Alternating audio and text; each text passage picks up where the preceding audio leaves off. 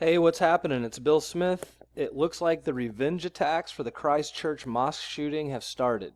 This is up in Montreal. This is at this giant, insanely big Catholic cathedral. And this is in the lower cathedral. So this isn't even like the main one. But they're having a service down there. And somebody decides to go ahead and stab this priest. Okay, so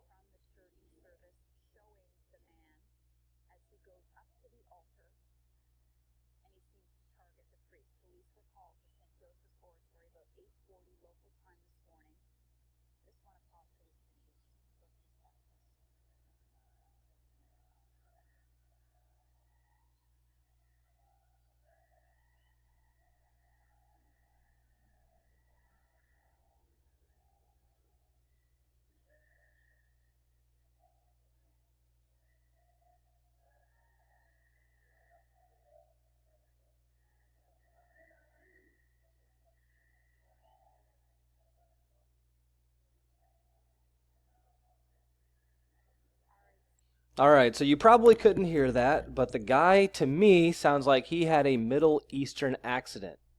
Sorry, accent. It was an accent that we let him in the country. This is a picture of him. This is the best picture I could get. And I think that this picture says all kinds of stuff about Canada. Look who is arresting the suspect. Wonk.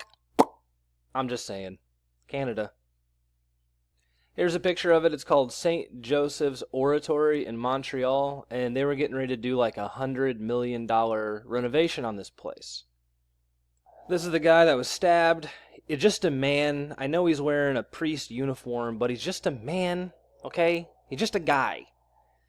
But his name is Father Cloud Gao, and, it's a French last name. From what I can tell, he's not a bad guy. No real scandals popped out on a quick search for him. I had to dig. It looks like the stabbing thing is the first thing this guy's really hit the news with, other than the fact that, he's a priest at that giant cathedral.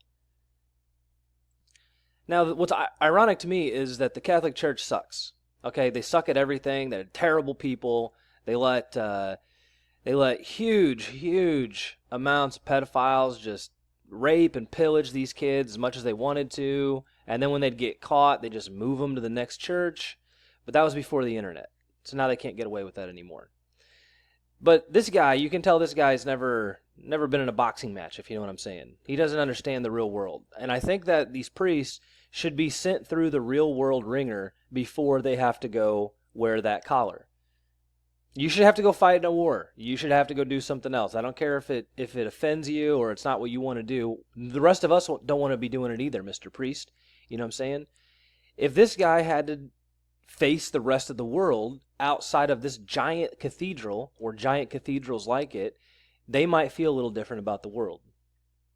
It's easy to say, come on in, Come on in. Everybody in the world, come to my country and come to my church and give me some money. It's easy to say that when you're not living in the city, when you're holed up in this, this giant cathedral or places like this. When you live in a castle, it's easy to call the plebs names and tell them they need to accept the immigrants. So this article was this is just yesterday. This is today, actually. So I don't know when he said this, but it was published today. And what's funny is that his buddy was just stabbed. Okay? His buddy was just stabbed during a church service at a famous place. And then this guy does an article who says, in relation to migration and care of asylum seekers and stuff, they'll say, oh, well, these Muslims are putting our civilization at risk and they pose a threat to us. He's talking about traditional Catholics and faith-filled people who say, I would like to preserve my culture, sir. And then this guy wants to say, no, I'm Irish, man. I'm Irish Catholic. Let him in. Bishop Kevin Doran of Eltham, chairman of the Council of Life of the Irish Bishops' Conference. He's a big dude. This is a big-name guy. Duran spoke in wake of what he described as a savage attack on 2 mosques in New Zealand. Doran said it was wrong of people to demonize Muslims. It's wrong to demonize Muslims. Again, Here's a video of this is just like the week after that Muslim attack, or sorry, the mosque attack in New Zealand. A Muslim stabs a priest during a service while he's in church, while he's giving a service, stabs him. Boom, stabs him. And then backs off and looks at him. So I don't get this. Why didn't he just like stab the priest totally? This isn't the first time it's happened though. It is not an isolated occurrence, okay? The people who are going to be targeted in these retribution attacks are going to be priests.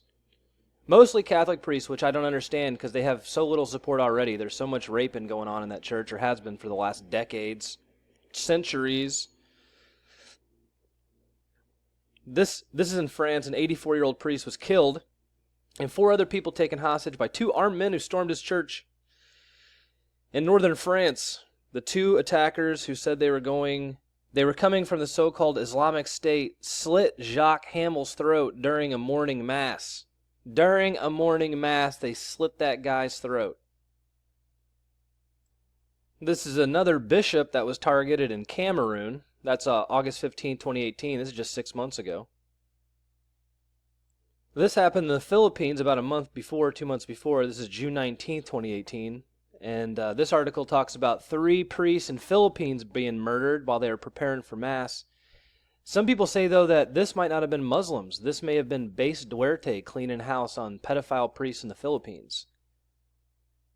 But like I said, it seems to be like a Muslim retribution kind of thing. So this is right around the same time, June 3rd, 2018. Priest stabbed by Muslim in Bethlehem, and it was caught on security camera. But the stabbing, man, the stabbing, you know. This priest was stabbed in front of worshippers as well during service in Melbourne, Australia, March 20th, 2017. It just seems odd, right? Racism may be the reason why a priest was stabbed in the neck moments before he was about to say Mass at a Melbourne church. So what I find interesting about these articles is that they're all from around the world, and none of them ever tell you who the suspect was. They never say anything about the suspect. I feel like if the suspect was a white guy, he'd be all over the news. It'd be a national news story. So it makes me think maybe not white people doing this, you know? All right, so just a couple things worth mentioning. While the New Zealand gun grab was being announced, everybody else told you to look the other way. President Trump gave Israel the Golan Heights legally. Now, up until yesterday, the Golan Heights was called Syria. That's what it was. And I don't know about global politics and military positioning and what their plans are for the next 50 years. I don't know. Maybe the Golan Heights is strategic. I know there's a lot of oil up there. That's what Israel really, really wants. It's a secure place. I don't care. I'm just saying that in the same day that New Zealand gets disarmed, we give Israel the Golan Heights and no one seems to notice. And I'm worried about New Zealand, the entire country, being disarmed of any gun that you can put a magazine in. There was a total media blackout on this yesterday. No Drudge Report, no What Finger, nothing on Breitbart. The stuff that was on Breitbart was misleading. When you go look at the actual laws in New Zealand, they classify military-style weapons as anything with a clip. If it has a detachable magazine, it's military style. And that's what they banned. Military style semi-automatic. Anything more than 5 shots. And it never hit the cue board. So while we were talking about this, we launched into, pedophile island stuff, Jeffrey Epstein. Maybe it's important. I don't know. I'm just saying I would have liked to see a mention about disarming an entire country on the cue board. That's all I'm saying. If people are supposed to come here and get their news, give them the news. Put on here a link that says New Zealand is about to ban guns countrywide. We only have so many places to get information. YouTube disabled their search results, so you're not allowed to look for this. So the same week YouTube disables the search results, we get the New Zealand gun ban, and nothing shows up on the QAnon board about it.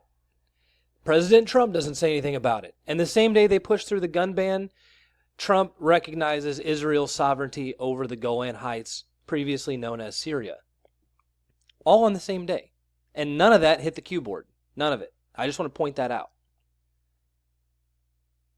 So the post I just showed you talk about burying information, scrubbing the internet, trying to get rid of it. I always show my sources, so I'm going to show my sources now. Okay, this is where I got this lead from. It's written by a guy named Weave. Everybody knows Weave. What up, Weave? Anyway, he's got some really good information. Like, I can't really plug this site very much, if you know what I'm saying. Even though, sometimes I might want to. It is a satirical site, though, so don't take it seriously. If you do go over there, don't be shocked. It's designed to shock you and make you laugh. Anglin is one of the funniest writers I've ever read. I don't know if we align on everything, but they're good at what they do. So you can check them out if you want to. I'm not going to endorse their website, but I just want to tell you that is where I got this information from.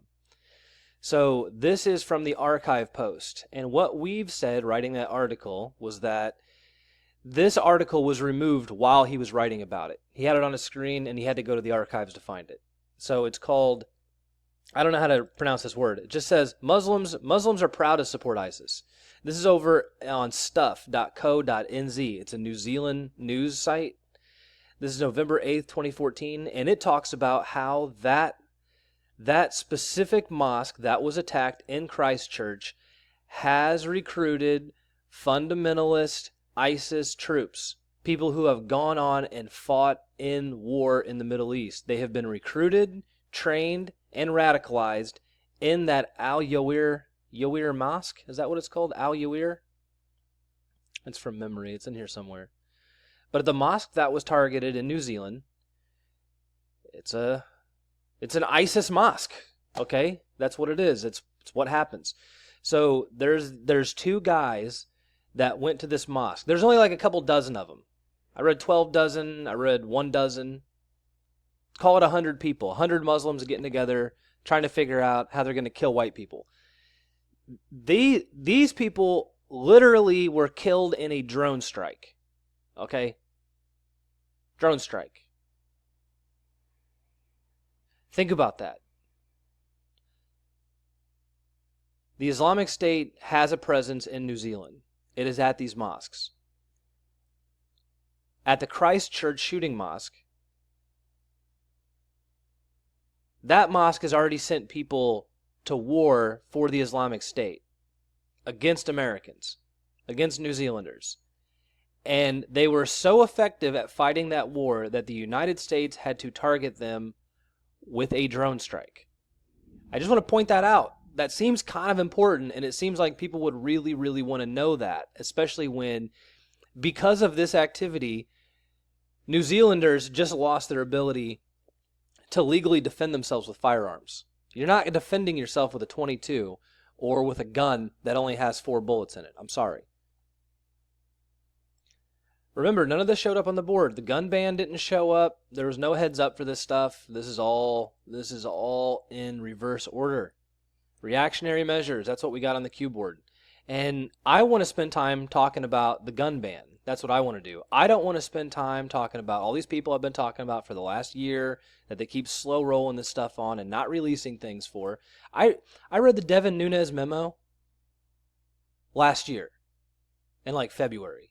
Like over a year ago, I read the memo. And we're getting lots of new stuff. It came out that Nellie Orr was actually a member of the CIA. She admitted that, to Congress. So we're making progress here, But, the day of the gun ban, we really get back into Jeffrey Epstein. And I would love to really dig into all this content. I really had questions about who's Ray Chandler, right? What's up with these shoes? Why are there shoes at every false flag event? Why is that important for them? To leave shoes everywhere where there's a terrorist attack? Why are shoes important in showing the Holocaust remembrance? Why do shoes represent death and false flagging? And why do I care about Nikki Hilton and Paris Hilton at a time when New Zealand just got disarmed? I'm just talking out loud because I'm trying to be honest here. I would have liked to see QAnon help us organize some kind of defense in New Zealand to this. Maybe they will, maybe they won't. Till next time, this is Bill Smith. Thanks for watching.